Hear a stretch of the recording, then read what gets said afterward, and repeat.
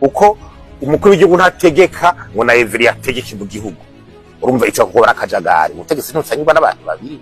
Nabaramukije mwese banywanyi bacu mubana natwe mugakurikira amakuru n'ibiganiro ducisha kuri doshera YouTube ICTV. Turi ku itariki ya 8 z'ukwezi k'umunani mwaka n'ibihumbi 2026. N'amakuru adasanzwe avugwa mu mutekano mu Burundi. Ibintu birakomeye cyane, ibintu biriko birabera mu Burundi ni ibintu biteye ubwoba. Mu gisirikare bafise ubwoba, mu bategetsi bafise ubwoba, ariko ubwo bwoba bukaba buriko buranatuma ivyo bihangange birongoye Burundi binyenyurana. Perezida Ndayishimiye bamucanyeho umuriro, wamucanyeho umuriro ni Prime Niyongabo, Etat Major ni warongoye igisirikare c'u Burundi n'umunyamabanga mukuru w'umugambwe CNDD FDD.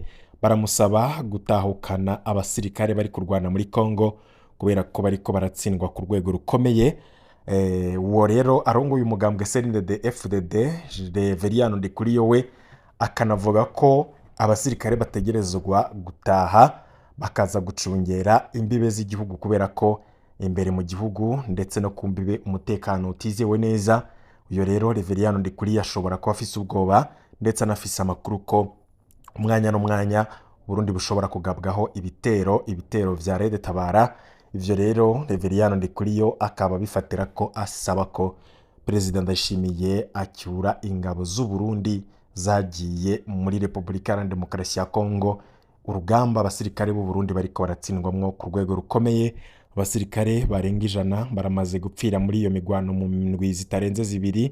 Hakaba hari ibitero bidasanzwe biriko biragabwa ku birindiro vy'abasirikare b'u Burundi. Ivyo bitero bikaba bikorwa na M23. Turaza kubigaruka ko muri ano makuru. Muri Etat Major ukunyinyurana kurabandanya. Perezida Ndayishimiye ntagomba kurekura kubera ko hari amafaranga atari make ya Tshisekedi yariye, kandi hakabona ko kuvana burundu ingabo z'u Burundi muri Kongo ari ugutsindwa kandi ko ari ibimaramare bikomeye. Nimba ari uguseba, Perezida Ndayishimiye yarasevye mu gihe ingabo z'u Burundi zatsindwa bikomeye muri Goma zigasubira zikikura muri Bukavu atani intambara zibaye. Ubuhoho rero ingabo z'u Burundi zikaba ziriko zirabonera ayimbwa yaboneye ku mugezi muri za Minembwe, aho ho zikaba zarahirukanywe. Ubu zikaba zahungiye za Baraka naho abasirikare bakaba bafise ubwoba ku bintu bishobora kubashikira umwanya n'umwanya. Turaza kubigaruka ko muri ano makuru. Ibintu bisa n'ibitagiye koroha habe na gatoya. Ubwoba buri mu gihugu, bwoba buri buze guherera hehe. Hari ibintu vyinshi biriko biravugwa mu nzego z'umutekano mu Burundi, aho rero umukuru w'umugambwe Reveriyano Ndikuriyo we yamaze kuvuga ko ahubwo nyabuntu Burundi bwo kwitegurira gukora ibitero ku kindi gihugu kibanye. Turaza kubigaruka ko ayo makuru Reveriyano Ndikuriyo atanga ndetse n'ivyo ariko arasaba abasirikare vyo bazobikora. Niba barananiwe kugwanya umwansi muri Republika Iharanira Demokarasi ya Kongo bakaba barakubiswe na M23, ico gihugu kindi Reveriyano Ndikuriyo avuga ko Burundi bwo kwitegurira kuja gukora ko ibitero coba ari ikihe.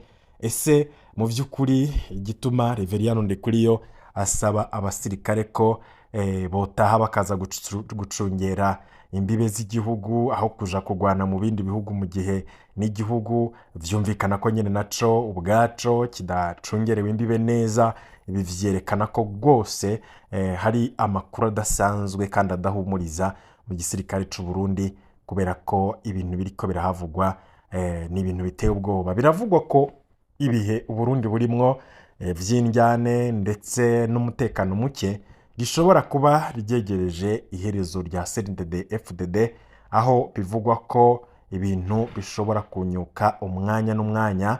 Aho rero amakuru ariko aradushikira yemeza ko mu gisirikare hari icuka kibi, ndetse Perezida Ndayishimiye Varisito akaba afise ubwoba rero afise akaba ari ubwoba bushingiye ku kuba igihugu kiri mu bibazo bitandukanye birimwo vy'umutekano muke, ibibazo by'ubutunzi ndetse n'indi bibazo bigiye bitandukanye bihanze Burundi.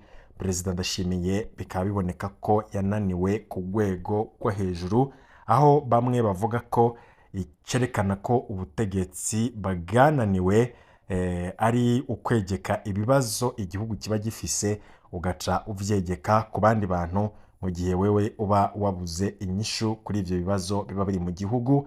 Ivyo bakabifatira ku kuntu Perezida Ndayishimiye umunsi ku yundi aba yagiriza abakoroni karibo bishe igihugu. Mu isi yezeho mwarumvishe ko yafashe ivyamunaniye n'amakosa CNDD-FDD yataye mu gihugu akavyegeka ku ncungu ya demokarasi kandi incungu yo kwikukira. Perezida kandi akaba yagiriza abasenyeri gatolika, abepiskopi gatolika, akagiriza Kiliziya Gatolika ko ivyamunaniye ngariyo yategerezwa kubikora. Murakunda ko mwumva yegeka ibibazo biri mu gihugu ku bakoze kudeta muri 2015, aregeka ibibazo ku banyagihugu ngo ntibinebwe ntibashoboye gukora. Aragiriza indongozi ngo nizo zisha igihugu, nizo zirya ibiturire. Perezida Ndayishimiye umuntu wese aramutako ikosa, nta na rimwe wewe ubwiwe yigera yemera ko hari ikibazo kiri mu gihugu camuturutseho, ahubwo byose avyegeka ku bantu.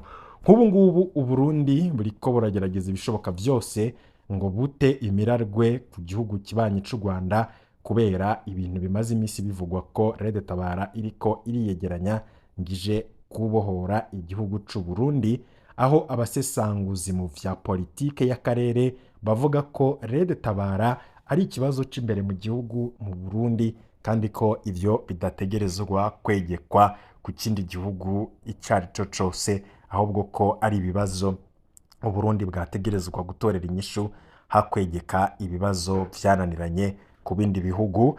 Uwo musesenguzi avuga ko imyaka myinshi ubutegetsi bw'u Burundi bwagiye burondera ivyitwazo vyo kwegeka ibibazo biri imbere mu gihugu ku gihugu c'u Rwanda, aho rero bagiriza ubutegetsi bw'u Rwanda kuba buri kwisonga mu kubangamira umutekano w'u Burundi. Perezida Evariste Ndayishimiye nta munsi n'umwe mu kanwa kiwe adahozamo igihugu c'u Rwanda. Misi hezeho aheruka no kubwira BBC ko ngo haje ingwano azoyigwana, ngo haje amahoro nayo ngo azoyakira. Ariko Perezida Ndayishimiye akabivuga mu gihe atamutegetsi n'umwe w'u Rwanda acisha mu kanwa kiwe u Burundi yibegeka ibibazo biri mu gihugu ku Burundi nk'uko u Burundi bwegeka ibibazo biri mu gihugu ku Rwanda. Perezida Evariste Ndayishimiye akaba yama asubiramwo amajambo y'ugutyoza ndetse no kwegeka ibibazo by'u Burundi ku gihugu c'u Rwanda, aho abasesanguzi bavuga ko mu gihe leta yananiwe no gutunganya ndetse no gutorera inyishu ibibazo by'ubutunzi, ibibazo vy'amacakubiri, vy'amoko ndetse n'ibibazo vyo kuba abakora amakosa atari bo babibazwa, bakavuga ko ubutegetsi buca burondera umuntu bwegekaho ivyo bibazo byose biba bihari. Ariko bamwe bakavuga ko ivyo ubutegetsi bubikora kubera ko atanyishu bo bufise ku gutorera inyishu ibibazo biri mu gihugu, bakavyegeka ku bandi bantu kugira bashobore kurangaza amakungu ndetse no gusamaza abanyagihugu. Abanyagihugu ntibabone ko ubutegetsi buhari bwananiwe, ahubwo nabo nyene baca bumva ko ingorane igihugu kirimwo baziterwa n'ibindi bihugu ico abo bategetsi baba bariko baregekaho ivyo bintu. Aho rero bivugwa ko nyuma yaho havuzwe ibitari bike ku muhari Red Tabara, aho muri kino gihe umuhari uri kuravugwa cane, uwo murwi w'abarwanyi utaravukiye mu Rwanda ahubwo ukaba waravukiye mu Burundi kubera ibibazo vyadutse mu mwaka w'ibihumbi 2015. Ivyo bibazo bikaba bifitanye isano n'ikiringo ca gatatu ca Petero Nkurunziza kitari gikurikije ibwirizwa shingiro, aho rero ubutegetsi bwagiye buragerageza ibishoboka vyose kugira burwanye uwo muhari wa Red Tabara bukureko burundu, ariko ubutegetsi bukananirwa. Ubu rero bukaba buri kugomba kurondera aho bwegeka ico kibazo cabananiye gutorera inyishu, aho rero bivugwa ko ivyemezo bitandukanye vyerekana ko ibitero vya Red Tabara ndetse no kubaho kwa Red Tabara mu buseruko bwa Repubulika Iharanira Demokarasi ya Kongo muri Sud Kivu biva nyene muri Kongo, ahubwo akaba ari ibibazo vy'Uburundi na Red Tabara ko atari ibibazo vyo kwegeka ku gihugu c'u Rwanda. Abasesanguzi kandi bavuga ko kahise kaba barwanyi gafise amateka ku bibazo biri imbere mu gihugu c'u Burundi kurenza uko ubutegetsi bushobora kuvyegeka ku gihugu c'u Rwanda. Ibi rero bikaba bituma abatari bake bibaza ku coba gituma ubutegetsi bwa Gitega bukoresha iyo turufu mu kwagiriza igihugu kibanye c'u Rwanda mu gihe abarundi bananiwe gutorera inyishu ikibazo c'uwo muhari. Ibibazo rero vya Red Tabara ni ibibazo bisa nkaho abategetsi bamwe bavuga ko umuhari atanga ubufise, ariko ku rundi ruhande ubwoba ubatera bikemeza ahubwo nyabona inguvu uwo muhari ufise, aho rero aho ubutegetsi mu Burundi busa n'ubwananiwe bukaba bubandanya guhura n'ibibazo bikomeye cane birimwo ibibazo vy'ubutunzi, ibibazo vy'ikena vy'iryankenerwa, ibibazo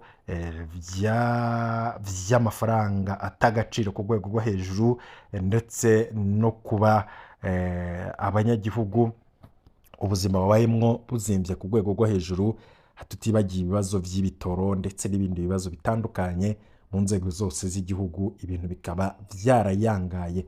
Ibibazo vyonyine biri mu gihugu birakwiye kugira ubutegetsi burondere inyishu ku bibazo biri imbere mu gihugu, hako bwota imirarwe ku bindi bihugu canke se mu kuzana amapropaganda yo kuvuga ko ibibazo byose biri mu gihugu biterwa n'abarwanya ubutegetsi, mu gihe n'ibiri imbere mu gihugu bwavyo bitatorewe inyishu.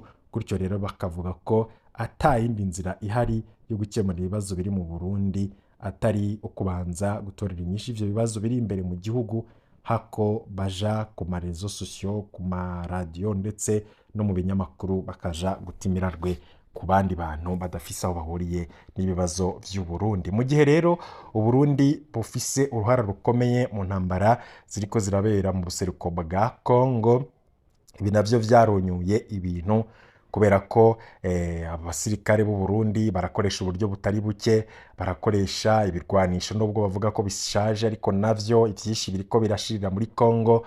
Ubuhoho rero igihugu c'u Burundi cariyongereye ubundi mugogoro w'iyo ntambara yo muri Kongo badashobora nayo gutsinda, ikaba yarahumbeje Uburundi ku rugero rwo hejuru, harimwo kubura abasoda, abayishwe, abakomeretse, abataye igisoda, bakaba byaranateye morale nke mu basirikare kubera ko babona ko intambara bariko baragwana ataho yerekeza.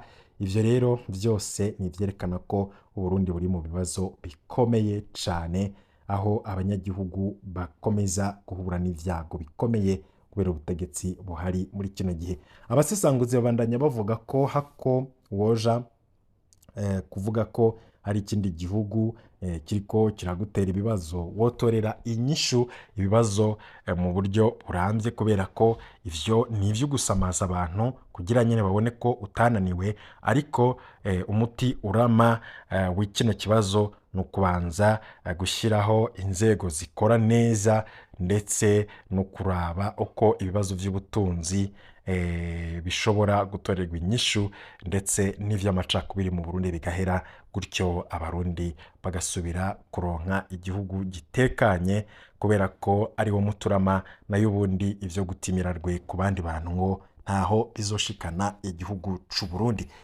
Icerekana ko ibibazo nyamukuru Burundi bufise atari Red Tabara canke ibindi bintu abategetsi bitwaza, nuko hagati yabo mu ndongozi nabo bwabo icuka si ciza. Twari twatanguye tubibabwira, abasirikare b'u Burundi baratabaza, abategetsi bamwe bati abasirikare nibagume muri Kongo, abandi bati tahukana abasirikare bazi bacungera imbebe z'igihugu, banitegurire gutera ikindi gihugu kibanye.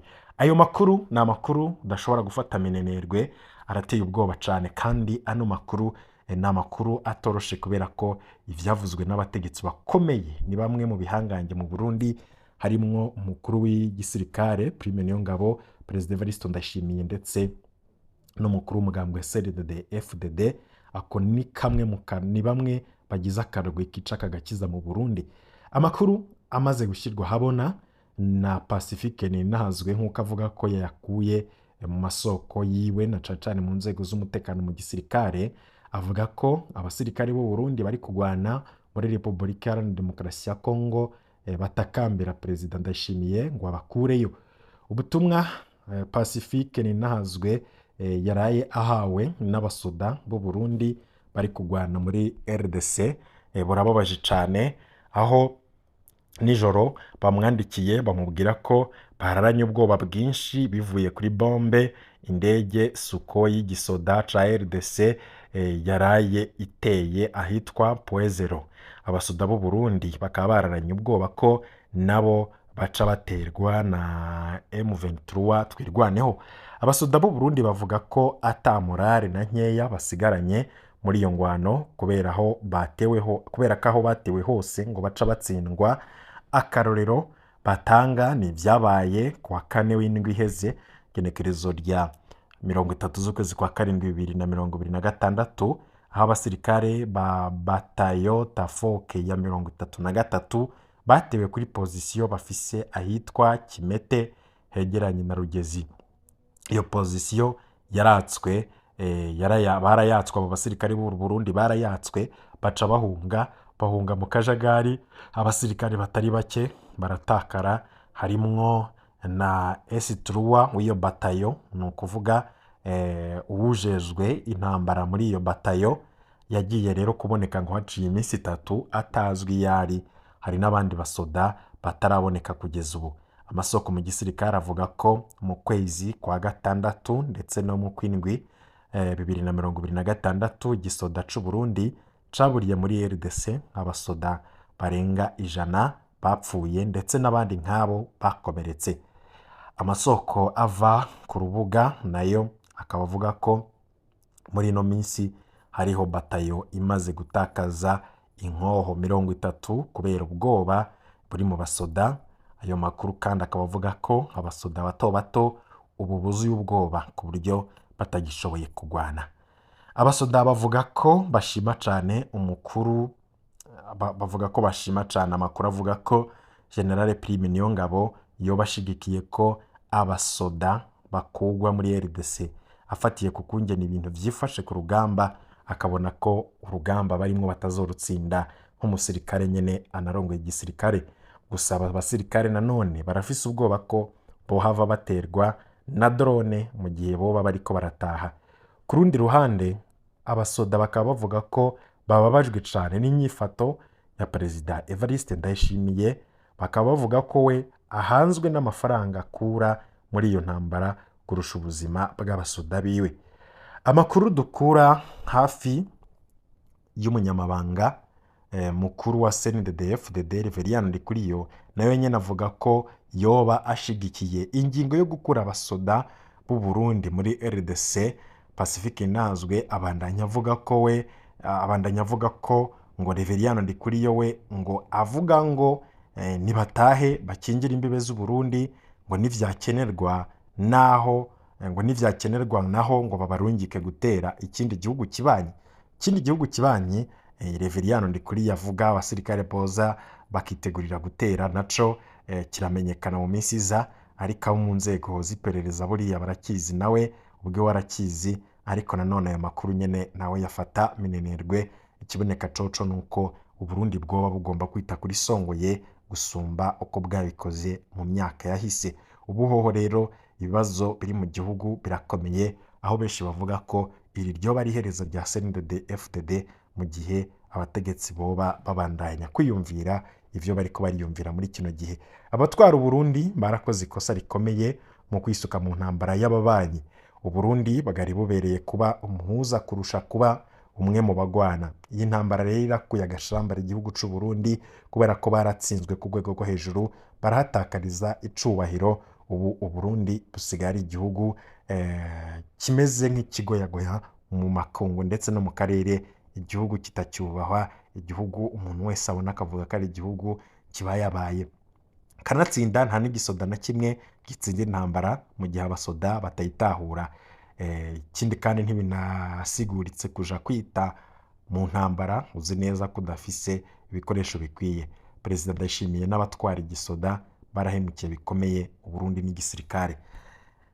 Ngayo rero amakuru adasanzwe, nk'aya makuru ateye ubwoba ariko aravugwa mu gisirikare cy'u Burundi, aho ibintu bibandanye kunyuka umwanya n'umwanya, ico bikoze umwanya igihe nico kizatwereka aho ibi bintu bizoherera. Turabandanya gukurikiranira hagufi bya Red Tabara ndetse n'ibibazo by'umutekano mu karere. Amakuru yose muyakurikira kuri chaîne yacu ya YouTube ICTV, mwanya ku mwanya uronka notification wafyonze kuri subscribe ko dushize ko bishashe. Ibihe vyiza rero kuri mwese nivyo ndabipfurije.